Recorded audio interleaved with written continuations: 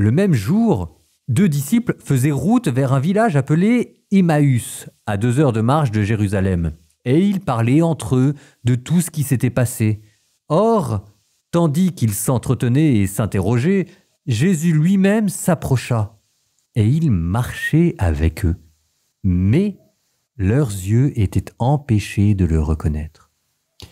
Jésus leur dit : « De quoi discutez-vous en marchant ?» Alors, ils s'arrêtèrent, tout tristes. L'un des 2, nommé Cléophas, lui répondit : « Tu es bien le seul étranger résidant à Jérusalem qui ignore les événements de ces jours-ci. » Il leur dit : « Mais quels événements ?» Ils lui répondirent : « Ce qui est arrivé à Jésus de Nazareth, cet homme qui était un prophète puissant par ses actes et ses paroles devant Dieu et devant tout le peuple. Comment les grands prêtres et nos chefs l'ont livré, ils l'ont fait condamner à mort et ils l'ont crucifié. Nous espérions que c'était lui qui allait délivrer Israël. Mais avec tout cela, voilà déjà le 3e jour qui passe depuis que c'est arrivé. À vrai dire, des femmes de notre groupe nous ont remplis de stupeur quand, dès l'aurore, elles sont allées au tombeau, elles n'ont pas trouvé son corps, elles sont venues nous dire qu'elles avaient même eu une vision, des anges qui disaient qu'il était vivant. Quelques-uns de nos compagnons sont allés au tombeau, ils ont trouvé les choses comme les femmes l'avaient dit, mais lui, ils ne l'ont pas vu.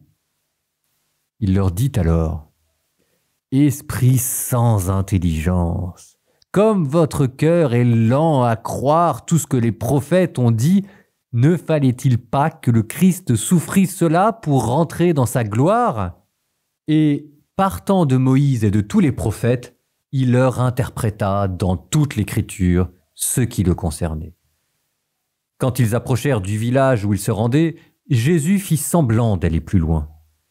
Mais ils s'efforcèrent de le retenir. « Reste avec nous, car le soir approche et déjà le jour baisse. » Il entra donc pour rester avec eux.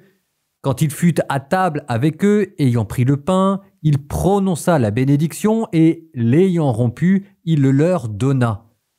Alors leurs yeux s'ouvrirent et ils le reconnurent. Mais il disparut à leur regard. Ils se dirent l'un à l'autre : « Notre cœur n'était-il pas brûlant en nous, tandis qu'il nous parlait sur la route et nous ouvrait les Écritures ?» À l'instant même, ils se levèrent et retournèrent à Jérusalem.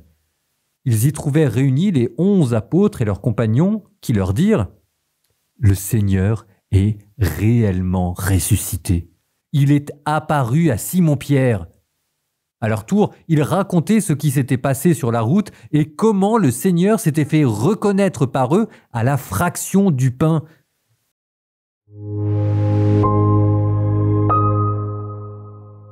Aujourd'hui, dimanche de Pâques, nous méditons sur la résurrection de Jésus avec cet épisode dans l'Évangile selon saint Luc que l'on appelle les pèlerins d'Emmaüs. Mais avant de le parcourir, je voudrais d'abord vous rappeler le voyage grandiose auquel cette Semaine Sainte nous aura fait participer. Lundi Saint, en élargissant notre combat spirituel aux dimensions de la société entière. Mardi, en plongeant dans la fin des temps. Mercredi, en explorant les vicissitudes de la nature humaine à travers la plus grande des souffrances qui est la trahison de nos proches. Pour ensuite voir Jésus choisir son héritage et son tombeau, dans quels termes il voulait que l'on se rappelle de lui, son discours d'adieu, puis samedi, en passant dans l'au-delà et en demeurant dans le shéol, dans les gueules de la mort.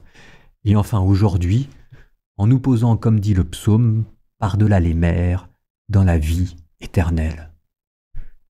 Quelle histoire humaine, sinon celle de Jésus, a eu une telle dimension? Quelle religion, sinon la religion chrétienne, vous conviera jamais à un tel voyage initiatique? Quand la Bible vous dit que, à travers Jésus, elle vous a dévoilé les desseins qui étaient cachés dans le sein du Père, voilà que maintenant tout a été dévoilé et étalé devant vos yeux, et le bien et le mal, et la vie et la mort, et le passé et le futur, et les profondeurs de votre âme, et même la condition humaine et l'univers en entier. Tout a été convié pour participer à la mort de Dieu, pour que tous participent à sa résurrection. Et aujourd'hui, les deux premiers qui participent à sa résurrection sont Cléophas et son ami, eux que l'on appelle les pèlerins d'Emmaüs. Ils n'étaient pas là, en ce dimanche matin, au cimetière à Jérusalem, pour voir avec Marie-Madeleine la pierre roulée. Ils n'étaient pas là pour sentir avec elle cette odeur de printemps qui suggérait déjà que Dieu était vivant, et ils n'ont pas entendu les cris de stupeur des saintes femmes, et ils n'ont pas vu les anges venir se poser sur un tombeau vide. Les pèlerins d'Emmaüs, c'est vous et c'est moi. Eux, ils étaient séparés de Jérusalem par quelques kilomètres, et nous par plusieurs milliers d'années maintenant. Et pourtant, c'est nous qui assistons aussi aujourd'hui à la résurrection de Jésus. Et nous y assistons comme les pèlerins d'Emmaüs. Regardez comment est structuré ce récit de l'Évangile. Nous avons d'abord deux pèlerins, qui ne savent d'ailleurs pas très bien où ils vont, mais que Jésus vient sur la route pour les guider. Ensuite, ces pèlerins qui font part de leur tristesse à Jésus, lequel, pour les réconforter, parcourt devant eux toute l'histoire biblique pour leur en expliquer le sens caché. Et enfin, Jésus qui prend du pain et du vin, qui le rompt. Un geste technique, la fraction du pain, qui est utilisé dans le Nouveau Testament pour désigner le rite de la messe. Et d'ailleurs, nos disciples ne s'y trompent pas, qui reconnaissent à ce geste le Christ présent devant leurs yeux et donc le Christ ressuscité. Et ce qui vient de se passer devant nos yeux, c'est la première messe de l'histoire de l'humanité. Bien sûr, il y avait déjà eu le dernier repas de Jésus qui anticipait la mort le jeudi saint en consacrant le pain et le vin pour inaugurer ce rite de la messe, mais en ce dimanche soir de la résurrection, c'est maintenant avec le Christ ressuscité que à nouveau le rite est accompli et le mystère révélé, la résurrection qui se passe devant nos yeux. Ce n'est pas un hasard si c'est ce récit des pèlerins d'Emmaüs qui est utilisé dans la majorité des aumôneries pour préparer les enfants à leur première communion. Regardez, c'est exactement la messe à laquelle nous assistons dimanche après dimanche qui vient d'être lue devant nos yeux. D'abord, nous aussi, nous commençons par nous rassembler dans une église convoquée par le Christ. Et puis ensuite, nous aussi, nous lui confions nos malheurs et nos misères comme ces deux pèlerins en appelant sa miséricorde, ce qu'on appelle la liturgie pénitentielle.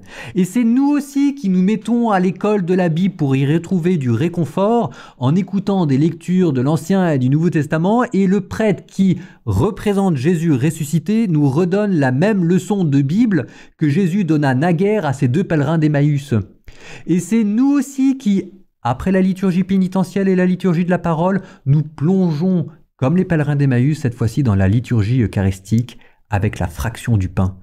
À nouveau, le pain et le vin qui sont consacrés, à nouveau le mémorial de la mort de Jésus qui est représenté, et quand nous tenons dans nos mains avec l'hostie le tombeau d'où le corps du Christ ressuscita et qui maintenant vit pour l'éternité, en mangeant cette hostie, nous trouvons par-delà la nuit du tombeau le corps ressuscité de Jésus avec lequel nous nous unissons. Ce n'est pas seulement à Marie-Madeleine que Jésus ressuscita, aux 11, à Pierre ou aux disciples d'Emmaüs, c'est encore devant vos yeux que Jésus ressuscité veut apparaître. Et c'est pour cela qu'il vous a laissé la messe, pour que dimanche après dimanche, vous assistiez à nouveau à ce rite, dans l'espérance qu'un jour vos yeux s'ouvrent et que devant vous, vous puissiez voir le Christ ressuscité.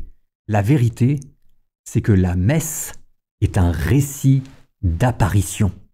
Et c'est vous qui êtes dedans.